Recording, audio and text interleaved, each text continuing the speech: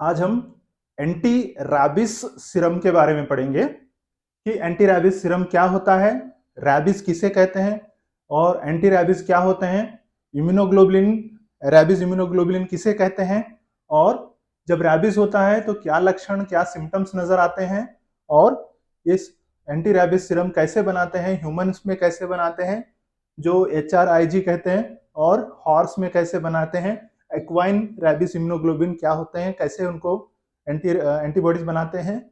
उसके अलावा हम वैक्सीन और सीरम के बारे में जानेंगे कि क्या है डिफरेंस, कब कब दिया जाता है और इसको कौन से कैटेगरी में डिवाइड किया जाता है कि जब भी कभी डॉग बाइट होती है, जब भी कभी कुत्ता काटता है तो कौन से स्टेज पकड़ा जाता है, कब देते हैं कब नहीं देते हैं, इसके बारे में आज हम डिटेल में जानेंगे। तो चलिए स्टार्ट करते हैं। तो पहले हम ये जानेंगे कि एंटी रैबिस सीरम क्या होता है। तो एंटी का मतलब होता है कि अगेंस्ट, तो किसके अगेंस्ट? रैबिस के अगेंस्ट। तो रैबिस क्या होता है? एक रैबिस एक वायरस होता है जो नॉर्मली जो होता है एनिमल्स में पाया जाता है। जो वायरस जब ये किसी को बाइट करता है ह्यूमंस को, इंसानों को, तब ये वायरस ट्रांसफर होता है, उनके सलाइवा से इंसान को ट्रांसफर होता है, इसलिए इसको ज़ोनोटिक डिसीज कहते हैं। और ये एंटी सीरम क्या होता है? एक तरह का सीरम जो होता है, ब्लड सीरम जो होता है, वो सीरम को हम क्या करते हैं, दूसरे के अंदर पैसिव इम्यूनिटी बना के, चाहे वो ह्यूमंस हो या कोई हॉर्स हो, उसके अंदर इम्यूनिटी डेवलप करके एंटीबॉडीज बनाते हैं। वो एंटीबॉडीज लेकर जब भी किसी को डॉग बाइट होता है तो उसको इंजेक्ट करते हैं, जिसके वजह से वो रैबिस के वायरस के अगेंस्ट एंटीबॉडीज बनाकर जो एंटीबॉडीज रहते हैं वो प्रिवेंट करता है रैबिस डिसीज को। तो ये है हमारा एंटी रैबिस। तो एंटी का मतलब हो गया अगेंस्ट। रैबिस जो शब्द जो बना है, रैबिस जो शब्द आता है एक्चुअली ये लैटिन का शब्द है। लैटिन में इसका मतलब होता है रेज। ओके, तो रेज क्या होता है? ये रेज जो होता है, इसका जो रैबर और रेज, रैबर का मतलब होता है रेज। तो ये रैबर या रेज, ये इसका मेन रूट ऑफ ओरिजिन है संस्कृत से, रभस। तो रभस जो शब्द बना है ये संस्कृत से बना है। इसका मतलब होता है कि टू डू वायलेंस, रभसली टू डू वायलेंस, और मैडनेस मतलब एकदम पागलों के तरह बर्ताव या जो वायलेंट हो जाना, इसी के शब्द से रेबर या रैबिस बना है। तो ऐसा वायरस जो इंसानों में जो आके एक तरह का मैडनेस या वायलेंस उत्पत्ति करे, ऐसे वायरस को हम रैबिस कहते हैं। ठीक है, तो एंटी रैबिस सीरम, तो ये हो गया हमारा उसका वर्ड का मीनिंग, ये कैसे शब्द बना है एंटी रैबिस सीरम। अब हम जानेंगे कि डेफिनेशन क्या होती है एंटी रैबिस सीरम। तो पहले हम जानेंगे कि रैबिस क्या होता है, definition of rabies according to WHO। तो रैबिस क्या होता है? रैबिस अकॉर्डिंग टू WHO उसे कहते हैं जो ज़ोनोटिक डिसीज, कॉज ऑफ ज़ोनोटिक डिसीज। जैसे अभी मैंने बताया कि ज़ोनोटिक डिसीज उसे कहते हैं जो एनिमल्स से ह्यूमन बींग को जो ट्रांसफर होते हैं, जो इस तरह के डिसीज को हम ज़ोनोटिक डिसीज होते हैं। कॉज ये ज़ोनोटिक डिसीज के वजह से होता है और एक प्रोग्रेसिव और फैटल होता है, जो बढ़ने वाला और जानलेवा डिसीज होता है, जो क्या कहेंगे, ब्रेन में और स्पाइनल कार्ड में सूजन लाएंगे और या इन्फ्लामेशन लाएंगे, जिसके वजह से पेशेंट की जान जाने का खतरा रहता है। तो ये इसका लक्षण। ट्रांसमिशन कैसे होता है? ट्रांसमिशन एनिमल से होता है। कॉमनली जो ट्रांसमिशन होता है, जो बाइट मतलब एनिमल्स के बाइट्स ले के वजह से, रैबिड एनिमल्स जो इन्फेक्शन, रैबिस जो इन्फेक्टेड जो एनिमल्स हैं उनके वजह से ये ह्यूमन को जब काटते हैं तो ये एनिमल से ह्यूमन को ट्रांसमिट हो जाता है। जो कॉमनली है डॉग्स, कैट्स या जैकल्स, ये काटने के वजह से, ये बाइट करने की वजह से उनके सलाइवा में से ये हमारे शरीर में पहुंच जाता है। ये होता है ट्रांसमिशन। और अब हम जानेंगे कि सिम्टम्स क्या होते हैं जब भी रैबिस किसी को होता है, तो क्या लक्षण नजर आते हैं। तो सिम्टम्स क्या होते हैं? फीवर आता है, हेडेक होता है, एक्सेसिव सलाइवेशन निकलना स्टार्ट होता है, मसल स्पैज्म होता है, या पैरालिसिस होता है, या मेंटल कंफ्यूजन होता है, या हाइड्रोफोबिया, पानी को देख के डर होता है। इस तरह के लक्षण कॉमनली हम देख सकते हैं रैबिस में। अभी हम जानेंगे कि रैबिस को क्लिनिकली कैसे दो हिस्सों में डिवाइड किया गया है। मेनली रैबिस को दो हिस्सों में डिवाइड किया गया है। पहला उसको कहते हैं फ्यूरियस रैबिस और दूसरा कहते हैं पैरालिटिक रैबिस। तो पहला फ्यूरियस रैबिस वो होता है जो कैरेक्टराइज बाय हाइपर एक्टिविटी, जो पर्सन होता है ओवर एक्टिविटी करता है, बहुत सारे एक्टिविटीज करता है, उसको कहते हैं फ्यूरियस रैबिस। उसके बाद में दूसरा स्टेज क्या होता है, पैरालिटिक रैबिस। इसके अंदर क्या होता है, जो इंसान होता है वो पैरालाइज हो जाता है या कोमा के अंदर चला जाता है, इसको पैरालिटिक रैबिस कहते हैं। ये है इसके मेनली दो तरह के लक्षणों के हिसाब से हम रैबिस को दो हिस्सों में हम डिवाइड करते हैं। अभी हम जानेंगे कि एंटी सीरम क्या होते हैं। एंटी सीरम को ही कहते हैं हम इम्यून सीरम या इम्यूनोग्लोबुलिन्स। तो एंटी सीरम वो होते हैं, जैसे पिछली क्लास में भी बता चुका हूं मैं वैक्सीन के मेरे पुराने वीडियो में, आप जाके देख सकते हैं पुराने वीडियोस। वैक्सीन क्या होते हैं, इम्यूनोग्लोबुलिन्स क्या होते हैं, उसके बारे में डिटेल चाहिए तो आप देख सकते हैं, फिर भी अभी मैं शॉर्ट में बताऊंगा। एंटी सीरम क्या या इम्यून सीरम क्या होते हैं, जो ब्लड सीरम जो पर्सन्स को या ह्यूमंस के अंदर जो दूसरे के अंदर एंटीजन देके, जैसे मान लीजिए रैबिस का हमारे को एंटी सीरम बनाना है, तो क्या करेंगे हम, रैबिस का वायरस ले लेंगे, तो ये वायरस क्या करेंगे, इंजेक्ट कर देंगे हॉर्स के अंदर या ह्यूमंस बींस के अंदर, इंसानों के अंदर। तो ये क्या करेंगे, कुछ हफ्तों के बाद 10-15 दिन या 20 दिन के बाद में उस पर्सन के अंदर एंटीबॉडी बन जाएंगे, या उस हॉर्स के अंदर, उस घोड़े के अंदर एंटीबॉडी बन जाएंगे। जो एंटीबॉडी बनते हैं उसका ब्लड सीरम सेपरेट करके वो जिसको भी डॉग बाइट करता है उसको दिया जाता है। तो ये क्या हो गया, इसका मतलब ये एक एंटी सीरम क्या होता है, एक एंटीबॉडी बनाते हैं दूसरे के अंदर। तो ये क्या होती है, पैसिव इम्यूनिटी होती है। पैसिव इम्यूनिटी ये टेम्पोररी होती है, ये टेम्पोररी इम्यूनिटी होती है पैसिव इम्यूनिटी। मतलब जिसको डॉग बाइट हुआ है, काटा है, उसको इम्यूनिटी नहीं बढ़ाकर दूसरे के अंदर इम्यूनिटी बढ़ाना। अगर हमारे खुद के शरीर में बन गए तो इसको एक्टिव इम्यूनिटी कहते हैं, और दूसरे के बना रहे हैं इसलिए पैसिव इम्यूनिटी। तो दूसरे के अंदर के एंटीबॉडीज लेके इंजेक्ट कर रहे हैं तो इसलिए इसको पैसिव इम्यूनिटी कहते हैं। ये क्या होता है, टेम्पोररी होता है।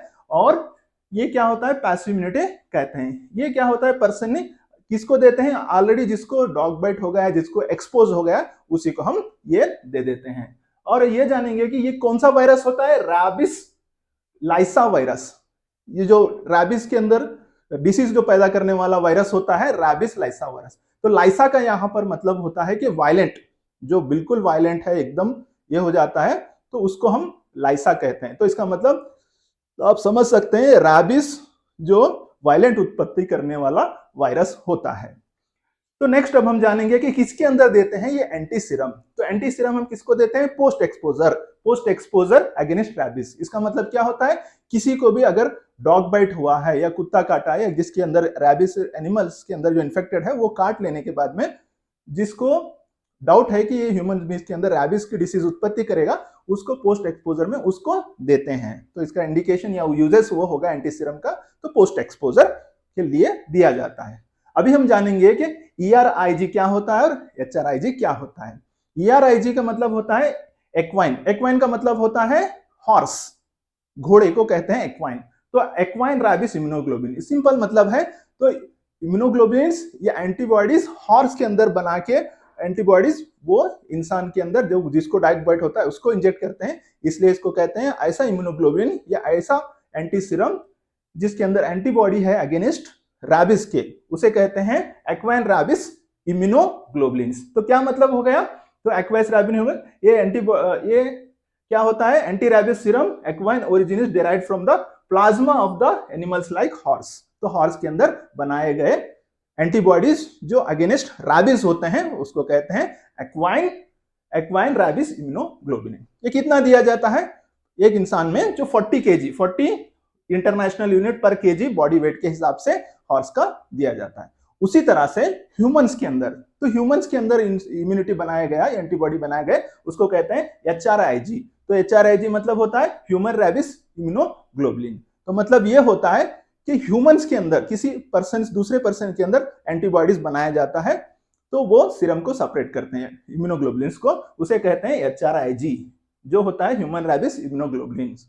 तो सिंपल डिफरेंस है, यहां पर एक्वाइन रैबिस इम्यूनोग्लोबुलिन के अंदर हॉर्स के अंदर बनाया जाता है, और ह्यूमंस रैबिस इम्यूनोग्लोबुलिन्स के अंदर ह्यूमंस के अंदर एंटीबॉडी बनाते हैं।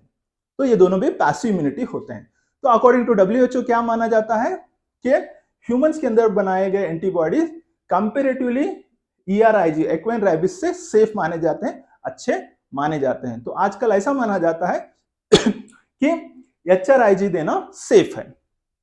तो ये है कितना यूनिट, कितना दे देते हैं डोज, 20 इंटरनेशनल यूनिट पर केजी हम इंसान के अंदर देते हैं, तो उसके बॉडी वेट के हिसाब से। तो ये हो गया हमारा बेसिक इंफॉर्मेशन। अभी ये काम कैसे करते हैं, एंटी सीरम या जो ग्लोबुलिन्स होते हैं, इम्यूनोग्लोबुलिन्स, ये कैसे काम करते हैं, मैकेनिज्म ऑफ एक्शन या मोड ऑफ एक्शन क्या होता है। तो जब भी किसी को जब इंजेक्ट किया जाता है एंटी सीरम्स, ये क्या काम करेंगे, ये एंटीबॉडीज के अंदर ये जाके एंटीबॉडीज रैबिस के जो वायरस को न्यूट्रलाइज करेंगे, उसका जो विषय तत्व है उसको कम कर देंगे। इसका मतलब जो भी जो वायरस है, जो लाइसा वायरस होता है, रैबिस लाइसा वायरस, उसको एक्टिवली काम करने नहीं देंगे, उसको विषय तत्व को कम कर देंगे, न्यूट्रलाइज करेंगे, जिससे वो सिम्टम्स नहीं उत्पत्ति करता, वो डिसीज उसको नहीं होती। तो ये है इसका मोड ऑफ एक्शन या मैकेनिज्म ऑफ एक्शन। तो यहां तक हम जान लिए कि एंटी सीरम क्या है। एंटी सीरम के बारे में अभी हम जानेंगे, क्या सिर्फ एंटी सीरम देना काफी है किसी पेशेंट को। जैसे मान लीजिए आपके हॉस्पिटल या क्लिनिक में कोई पेशेंट आया है, तो इम्यूनोग्लोबुलिन देना काफी है? नहीं, यहां पर सिर्फ इम्यूनोग्लोबुलिन देने से काम नहीं चलेगा, यहां पर आपको कंबाइंड ट्रीटमेंट देना पड़ेगा।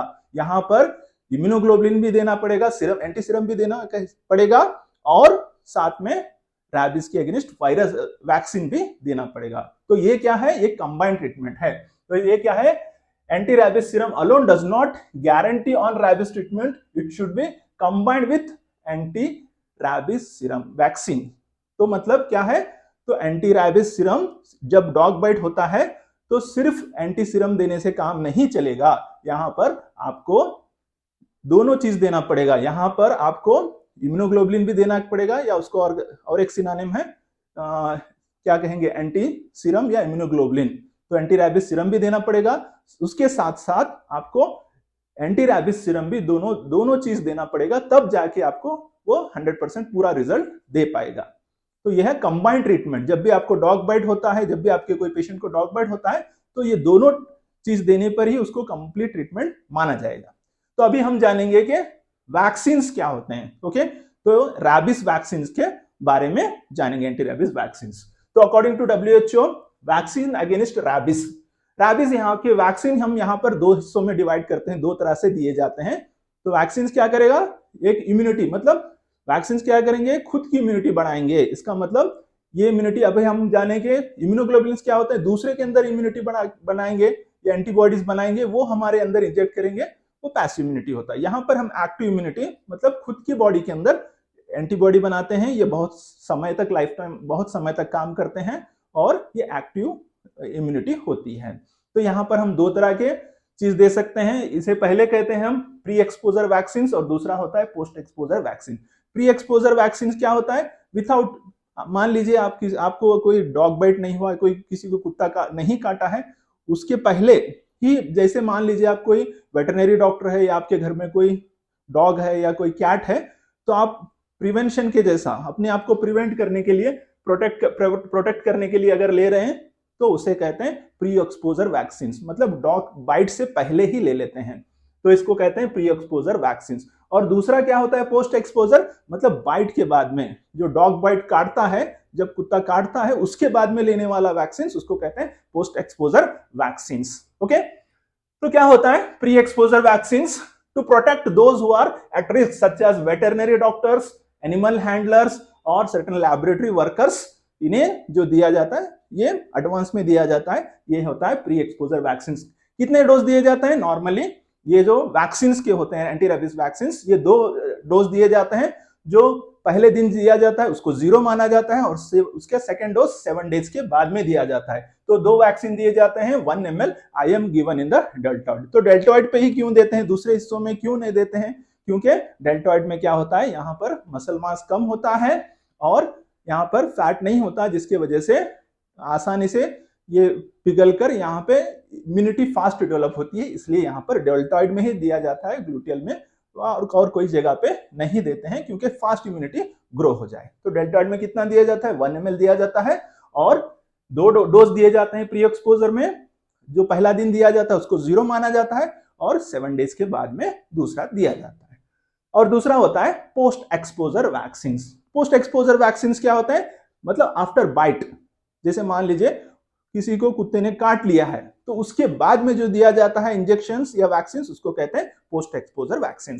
तो पोस्ट एक्सपोजर वैक्सीन क्या होता है, ये प्रिवेंट करने के लिए, रैबिस के सिम्टम्स आने के से बचाने के लिए ये दिया जाता है, इसको क्लिनिकल सिम्टम्स को रोकने के लिए। तो ये होता है पोस्ट एक्सपोजर वैक्सीन। ये क्या होता है post exposure? Post exposure vaccine जो होता है इसको हम दो हिस्सों में डिवाइड करते हैं। इसको कहते हैं पोस्ट एक्सपोजर प्रोफिलैक्सिस रेजिम, उसको शॉर्ट में कहते हैं पोस्ट एक्सपोजर प्रोफिलैक्सिस वैक्सीन को रेजिम को पीईपी रेजिम, पीईपी रेजिम। तो पीईपी रेजिम मतलब पोस्ट एक्सपोजर होने के बाद में दिया जाने वाला ट्रीटमेंट। तो ये क्या होता है पोस्ट एक्सपोजर? जैसे ही पेशेंट को, किसी को डॉग बाइट हुआ है, जैसे किसी को कुत्ते ने काट लिया है, तो उसके बाद में फर्स्ट हम क्या करते हैं, उसको HRIG दे देते हैं। जैसे ह्यूमन रैबिस इम्यूनोग्लोबुलिन दिया जाता है। कहां पे देते हैं? ये जिस जगह पे बाइट हुआ है, तो ये कहां पे दिया जाता है? इम्यूनोग्लोबुलिन जहां पे बाइट हुआ है उसी जगह पे दे देते हैं। कितने दिन के अंदर देते हैं? Within as much as possible, जितना जल्दी हो सकता है उतना जल्दी ये वैक्सीन दिया जाता है, इमीडिएट प्रोटेक्शन अगेंस्ट रैबिस। तो ये क्या करेंगे HRIG ये इमीडिएटली देते हैं। और कहां पे देते हैं? जहां पर बाइट किया है उसके अंदर या उसके सराउंडिंग दिया जाता है HRIG। तो HRIG कहां पे देते हैं? मान लीजिए मुझे यहां पे डॉग बाइट हुआ है तो इसके सराउंडिंग ही हम देंगे। तो ये सिर्फ एक बार ही देते हैं। एक बार ही क्यों देते हैं? क्योंकि ये रेडीमेड वैक्सीन होता है, ये पैसिव वैक्सीन होता है, इमीडिएट प्रोटेक्शन करता है, क्योंकि एंटीबॉडीज रेडी रहते हैं, इमीडिएटली उसको कैच कर लेते हैं। यहाँ पे जहां पे काटा है वहां पे देने से फायदा ये होता है कि उसी को वहीं पे पकड़ के वहीं पे उसको न्यूट्रलाइज कर लेते हैं। तो ये हो गया हमारा HRIG। तो बाद में क्या करते हैं? सिर्फ HRIG लगाने से काम नहीं चलेगा, सिर्फ सीरम देने से काम नहीं चलेगा, यहाँ पे क्या करते हैं? वैक्सीन भी दिया जाता है। तो क्यों दिया जाता है? क्योंकि ये सिर्फ 7 डेज मैनेज करेंगे, 7 डेज ही कंट्रोल करेंगे। बाद में 7 डेज के बाद में वैक्सीन देने से फायदा होता है कि हमारी बॉडी खुद एंटीबॉडी बना लेती है उस वायरस के अगेंस्ट, तो रैबिस वायरस के अगेंस्ट। तो सेकेंड हम क्या करते हैं? 4 डोज ऑफ रैबिस सीरम देते हैं, 4 डोज के रैबिस के 4 डोज सीरम इंजेक्शन देते हैं, वैक्सीन देते हैं, जो होते हैं 1 ml दिया जाता है डेल्टाइड के अंदर, जो होता है 0, 3, 7, 14, 4 डोज दिए जाते हैं। मान लीजिए एक अराउंड डबल, तो 0, 3 का डबल या 6 की जगह 7 समझ लिए, 7 का डबल 14, तो 0, 3, 7, 14 ये 4 डोज दिए जाते हैं, जिसको भी पोस्ट एक्सपोजर डॉग बाइट के बाद में।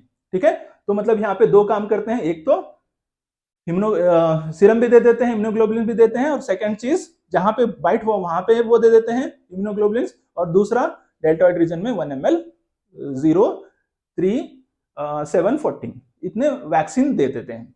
तो ये होता है इसके अंदर। मान लीजिए कोई इम्यून कॉम्प्रोमाइज है, कोई पेशेंट जिसे HIV है और कुछ है जिसकी इम्यूनिटी कम है, उसको 5 डोज भी लगाए जाते हैं, 5 वैक्सीन भी लगाए जाते हैं। तो ये हो गया हमारा पोस्ट एक्सपोजर रेजिम।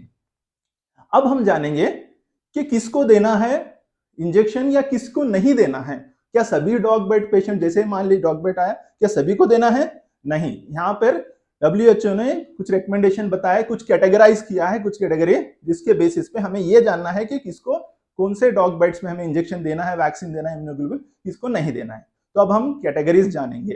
तो कैटेगरीज क्या है? रैबिस एक्सपोजर कैटेगरी, उसे कहते हैं रैबिस एक्सपोजर कैटेगरी। तो ये क्या होता है? कैटेगरी 1, 2, 3।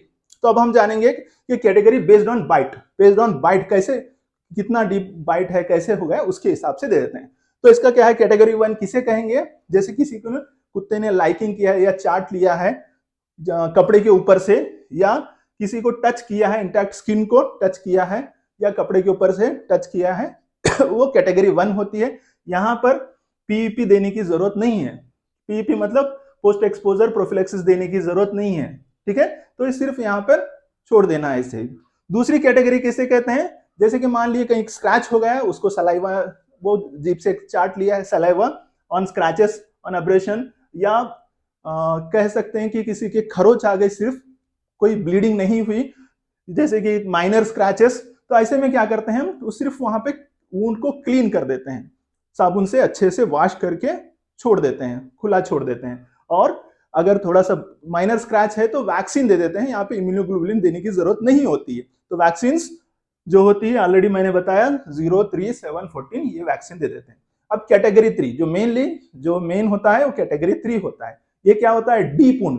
कैटेगरी 3 के अंदर क्या होता है? बाइट्स, मल्टीपल बाइट्स, एक बाइट हो गया या मल्टीपल बाइट्स हो गया, या स्क्रैचेस, जो डीप स्क्रैचेस हैं स्क्रैचेस के ऊपर डॉग ने लाइकिंग किया या चाट लिया उसको डीप, इसके अंदर जिस जहाँ पे ब्लीडिंग हो रही है उस जगह पे हो गया, तो उसको कहते हैं कैटेगरी 3।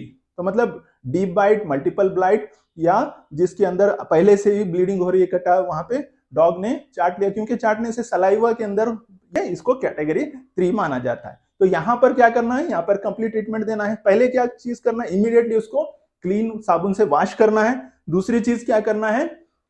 जैसे ही वॉश किए उसको जहां पर बाइट हुआ है उस जगह पर जो होता है एंटी रैबिस सीरम देना है, या उसका सिनोनिम और कहेंगे कि रैबिस इम्यूनोग्लोबुलिन देना है उसी जगह पर। और तीसरी चीज क्या करेंगे आप कि वहां पर जो है रैबिस के वैक्सीन भी लगाना है, जो 03714 ये वैक्सीन भी लगाना है। तो पहले क्लीन करना है, इम्यूनो जो होता है रैबिस इम्यूनोग्लोबुलिन भी देना है, तीसरा वैक्सीन भी लगाना है। ये कैटेगरी 3 के अंदर करने का काम है।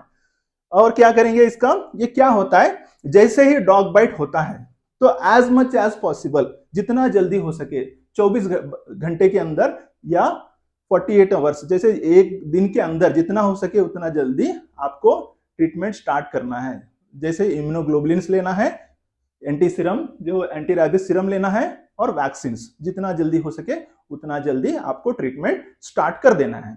ठीक है। अभी ये क्या होता है, क्यों हम इतना डबल देते हैं? क्यों हम इतना देते हैं? क्योंकि जो एंटी रैबिस सीरम जो होता है, जो पहले दी जाने वाली चीज, ये सिर्फ एंटीबॉडी, रेडीमेड एंटीबॉडी होती है, शॉर्ट टर्म ट्रीटमेंट होता है जो होता है। क्योंकि वैक्सीन क्यों नहीं देते? वैक्सीन जैसे वैक्सीन लगाएंगे उसको एंटीबॉडी बनाने के लिए 7-8 दिन लगेंगे, तो जब तक बनता है तब तक वो पेशेंट के अंदर रैबिस के सिम्टम्स आ ना पाए, इसलिए हम क्या करते हैं, पहले ही हम एंटी रैबिस सीरम लगा देते हैं, उसके बाद में हम क्या करेंगे, वैक्सीन लगा देते हैं। तो पहले 7 दिन जो प्रोटेक्शन करेगा वो एंटी रैबिस सीरम करेगा, 7 दिन के बाद में से अगले जो 21 दिन तक जो प्रोटेक्शन करेगा, 21 या 28 दिन तक वो वैक्सीन प्रोटेक्ट करेंगे। तो इसलिए हम ये कंबाइंड ट्रीटमेंट दे देते हैं। तो इसका कंक्लूजन ये हो गया कि इसका मतलब ये हो गया कि हमें यहाँ पर एंटी रैबिस सीरम भी लगाना है और वैक्सीन भी लगाना है। तो ये है थोड़ी सी जानकारी एंटी रैबिस सीरम और वैक्सीन के बारे में। अगर आपको ये जानकारी अच्छी लगी तो दूसरों के साथ शेयर कीजिए और चैनल को लाइक कीजिए और सब्सक्राइब करिए। और थैंक यू फॉर वॉचिंग, देखने के लिए थैंक यू।